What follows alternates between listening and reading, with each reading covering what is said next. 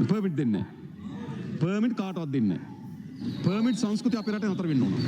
රාජ්‍ය ආයතනවලට අත්‍යවශ්‍ය වාහන සහ පාර්ලිමේන්තු මන්ත්‍රීවරුන්ට දූර කාලයේ අවසානයේ නැවත ආපසු බාර දීමේ පදනම් මත ලබා දෙන වාහන සහ යන්ත්‍රෝපකරණ ප්‍රමාණයක් මිලදී ගැනීමට රජය තීරණය කර ඇති අතර ඒ සඳහා මූලිකව අවශ්‍ය වන රුපියල් මිලියන 12500ක් වෙන් කිරීමට යෝජනා කරනවා.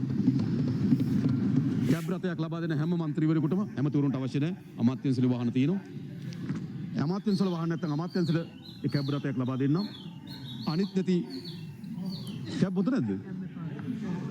පර්මිට් දෙන්නේ නැහැ. පර්මිට් කාටවත් දෙන්නේ නැහැ. පර්මිට් සංස්කෘතිය අපේ රටේ නතර වෙන්න ඕන. දැනට නිකුත් කර පර්මිට් 20000ක් විතර තියෙනවා එළියේ. ඉතින් අපි ඒක ගැන අධ්‍යයනය කරමින් තියෙනවා මොකද්ද කරන්න කියලා. හැබැයි දැනට පර්මිට් ගැන හිතන්නවත් එපා. දැනට ටෙන්ඩර් එක ඇඳවලා තියෙනවා.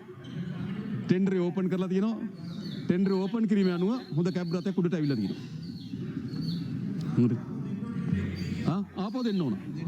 මන්ත්‍රී ධූරය ඊළඟ සැරේ තරඟ වැදලා වුණත් ආයෙ හම්බ වෙනවා.